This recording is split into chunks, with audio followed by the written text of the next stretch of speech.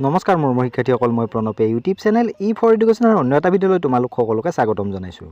মোৰ শিক্ষাৰ্থীসকল, আজি মই তোমালোকৰ মাজলৈ লৈ আহিছোঁ হায়াৰ ছেকেণ্ডাৰী ছেকেণ্ড ইয়াৰৰ ফাইনেল এক্সাম 2022ৰ বিহু নামৰ যিখন কুৱেশ্যন পেপাৰ সেইখনৰ সমাধান। ইতিমধ্যে আমি আগৰ ভিডিঅ'টোত ইয়াৰে আধা অংশ আলোচনা কৰিছোঁ।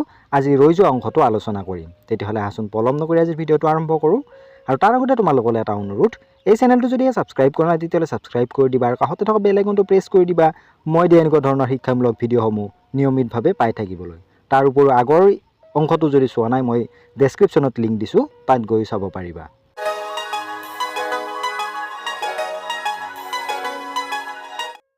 প্ৰশ্ন নম্বৰ 4, সোণোৱাল কছাৰীসকলৰ হুঁচৰি গীতৰ ভাগকেইটা আৰু কি কি? সোণোৱাল কছাৰীসকলে হা যোগ চৌ যোগ ৰি সমান হুঁচৰি বুলি কয়। হা মানে মাটি, চৌ মানে মংগল, ৰি মানে হ'ল পৰম্পৰা ৰক্ষা কৰা। ভূমি কৰ্ষণেৰে উৎপাদন কৰি পৰম্পৰা ৰক্ষা কৰাৰ উদ্দেশ্যে আৰু সামূহিকভাৱে সম্প্ৰীতিৰে জীৱন নিৰ্বাহ কৰাৰ উদ্দেশ্যে নীতি নিয়মৰ পৰামৰ্শৰে সৃষ্টি যোজনাবোৰে সোণোৱাল কছাৰীসকলৰ হুঁচৰি গীত। সোণোৱাল কছাৰীসকলৰ হুঁচৰি গীত 4টা ভাগত বিভক্ত। প্ৰথমটো হৈছে বাৰে মন্ত্ৰ, দ্বিতীয়তে পোহাৰী গীত, তৃতীয়তে থিয় গীত আৰু চতুৰ্থতে বৰগীত। বাৰে মন্ত্ৰ হৈছে বছৰটোৰ বাবে গৃহস্থক মংগল কামনাৰে দিয়া আশীৰ্বাদ। পোহাৰী গীত হৈছে সোণোৱাল কছাৰীসকলৰ আদি ৰজা দানবীৰ বলি ৰজাই আয়োজন কৰা পোহাৰ বা মেলা বা হাতত গোৱা গীতৰ বাবে ইয়াক পোহাৰী গীত বুলি কোৱা হয়। থিয় গীত হৈছে সুখ দুখৰ কাহিনীৰ বিৱৰণ আৰু বৰগীত হৈছে আশীৰ্বাদৰ গীত। প্ৰশ্ন নম্বৰ 5, কোচ ৰাজবংশীসকলৰ পুহুনা উৎসৱৰ বিষয়ে আলোচনা কৰা।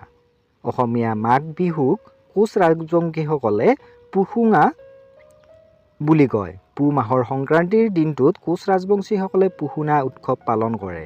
ইয়াক পিঠা খোৱা উৎসৱ বুলিও কোৱা হয়। এই সংক্ৰান্তিতে কোচ ৰাজবংশীসকলে সোণাৰাই, কালীচণ্ডী, বাস্ত, ক্ষেত্ৰীলক্ষী আদি দেৱতাৰ পূজা কৰে। গোটেই পুহ মাহটোত সোণাৰাই, কালীচণ্ডীৰ মাগন মাগি যিবোৰ ধান বা চাউল গোটাই সেইবোৰৰ কিছু অংশ বিক্ৰী কৰি তাৰ ধনেৰে উল্লেখিত দেৱতাৰ পূজা পতা হয় আৰু একেলগে বোন ভাত বা প্ৰীতিভোজ খোৱা দেখা যায়। প্ৰতি ঘৰ ৰাজবংশী পৰিয়ালতে পুহুনাৰ কাৰণে নানা পিঠা পনাৰ মূলা বা মোৱা, মুড়ি, চিৰা, সান্দহ তৈয়াৰ কৰাৰ লগতে ধুনি জ্বলায়। কেতিয়াবা সামূহিকভাৱে এই কাম কৰা হয়। কৃষিজীৱী কোচ ৰাজবংশীসকলে শালি ধানৰ খেতি চপোৱাৰ পিছত এই উৎসৱ পালন কৰে। কোনো ঠাইত 2-3 দিনলৈকে পুহুনা পালন কৰা দেখা যায়। প্ৰশ্ন নম্বৰ 6, চমু উত্তৰ দিয়া যিকোনো 5টাৰ।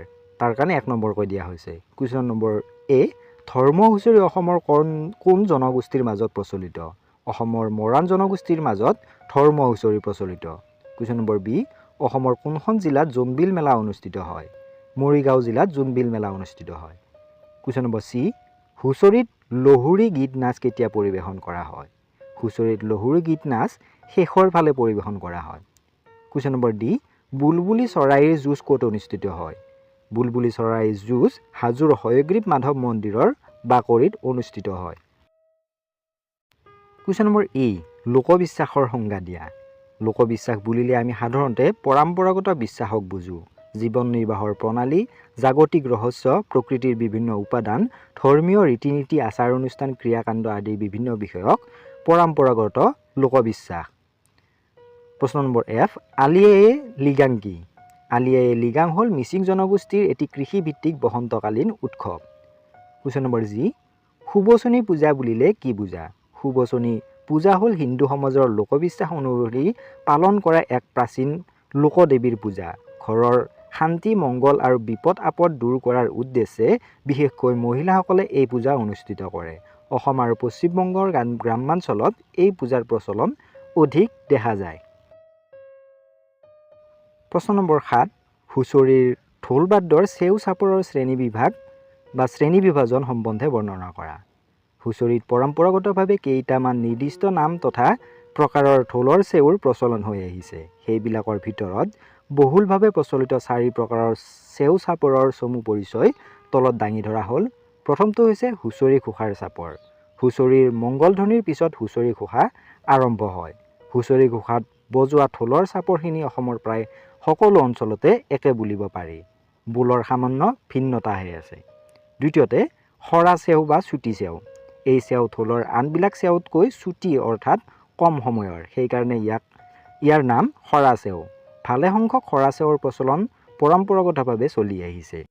তৃতীয়টো হৈছে বুঢ়া চেও বা কছাৰী চেও। হুঁচৰিত ব্যৱহৃত সকলোবিলাক ঢোলৰ চেওৰ ভিতৰত বুঢ়া চেও বা কছাৰী চেও আটাইতকৈ বৈশিষ্ট্যপূৰ্ণ আৰু বিচিত্ৰ।